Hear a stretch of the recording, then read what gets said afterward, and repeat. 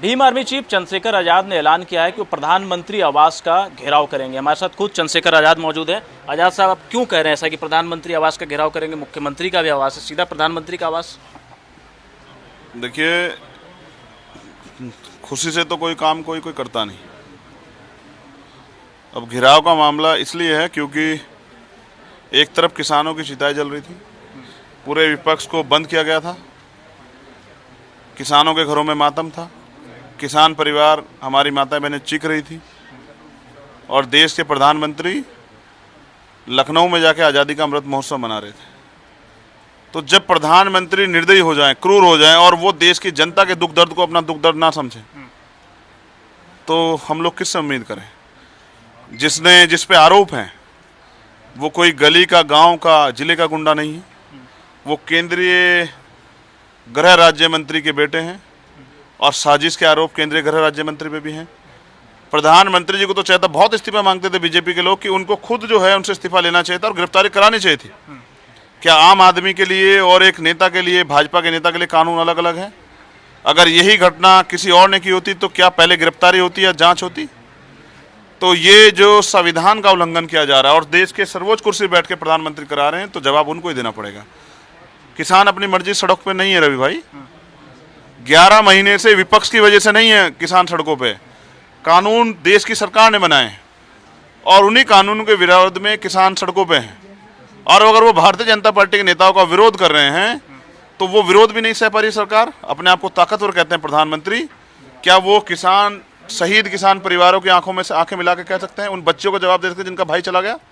उन माओ को जवाब दे सकते हैं कि मेरे गृह राज्य मंत्री ने आपके बच्चों की हत्या करवा दी?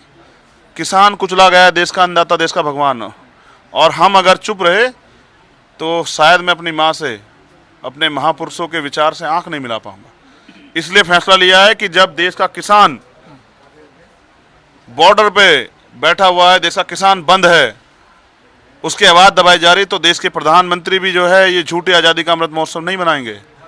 उनका भी घेराव होगा, प्रधानमंत्री आवास का घेराव करेंगे, कीमत चाहे कुछ भी चुकानी पड़े। आज अगर शहीद आजम भगत सिंह होते तो वह किसानों की चिताओं पर चुप बैठते क्या? हम तो उनको मानने वाले लोग हैं, बाबा साहब अम्बेडकर को मानने वाले लोग। आज संविधान कुचला जा रहा है, आज अगर बाबा साहब अम्बेडकर होते चुप रहते क्या? तो कब तक चंद्रशेखर आजाद प्रधानमंत्री के आवास का घेराव करेंगे? अल्टीमेटम कुछ दे रहे हैं? 7 दिन का समय है। क्या तो प्रधानमंत्री जी गिरफ्तारी कराएं, न्याय की आवाज जो कि पूरे देश के लोग भी तो देख रहे हैं। तो आपको पता है, दुनिया से कई पार्टियों के सांसदों ने ट्वीट करके इस घटना की निंदा की है, फिर भी प्रधानमंत्री जी को शर्म नहीं आ रही? क्या दुनिया में इसकी तकलीफ है, क्या देश के प्रधानमंत्री को तकलीफ नहीं है?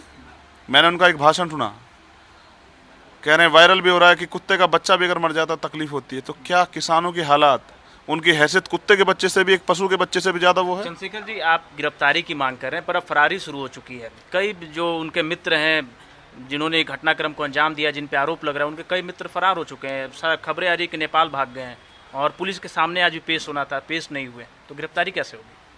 तो यही सरकार करेगी गिरफ्तारी, या फिर सरकार कह दे कि हम नहीं कर पा रहे हैं तो फिर भीम आर्मी को दे दे टेंडर।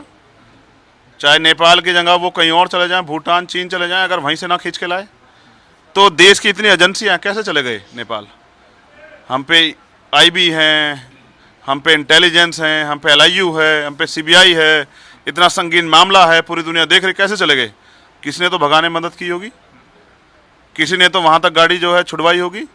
तो मैं ये कह रहा हूँ, जब तक केंद्रीय गृह राज्य मंत्री उस पद पर बैठे रहेंगे तब तक न्याय की उम्मीद करना सिर्फ धोखा होगा, क्योंकि सत्ता के शीर्ष पे तो वो लोग बैठे हैं, उनके बेटों की गिरफ्तारी कैसे हो सकती है? इसलिए अगर जरा सी नैतिकता बची हो, अब आप, सबसे बड़ी शर्म की बात तो ये है कि जिसके ऊपर आरोप है वो मीडिया पे बैठ के इंटरव्यू दे रहा है और विपक्ष बंधक बना हुआ था। उत्तर प्रदेश ने जो तमाशा देखा, जो लोकतंत्र संविधान की हत्या देखी, ऐसा सब कभी इतिहास में नहीं हुआ होगा। विपक्ष तो आपके बारे में कह रहा था कि चंद्रशेखर आजाद पहले पहुंच गए तो हमें भी जाने का मौका मिले। हाँ, तो मैंने तो विपक्ष के रास्ते खोले। भले ही मैंने मेरी पीठ देखी ना, कितने जख्म हुए होंगे कि जब मैं 7 घंटे मोटरसाइकिल दौड़ा के और अपनी जान की परवाह न करते 4 मोटरसाइकिलों से वहाँ गया। तो मैंने रास्ता इसलिए खोला कि विपक्ष के लोग सरकार को बता सकें, प्रेशर बना सकें और किसान परिवारों की मदद हो सके। सरकार तो नहीं कर रही है।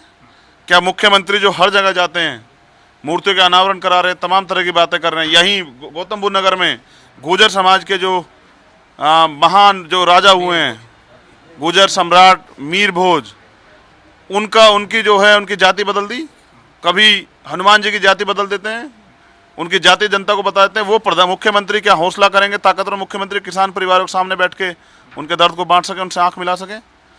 तो निर्दयी क्रूर लोगों से कोई उम्मीदें नहीं है। इसलिए जनता अपनी उम्मीदों पे जनता की उम्मीदों पे काम करने के लिए हम लोग मैदान में हैं। अगर आज हम लोग किसानों के साथ नहीं खड़े हुए तो देश की जनता माफ़ नहीं करेगी। बहुत बहुत शुक्रिया। तो साफ तौर पे कहना है कि अगर आज खड़े नहीं हो तो देश की जनता माफ़ नहीं करने वाली है। कैमरामैन राहुल के साथ रवि सर्रा, भारत समाचार, दिल्ली।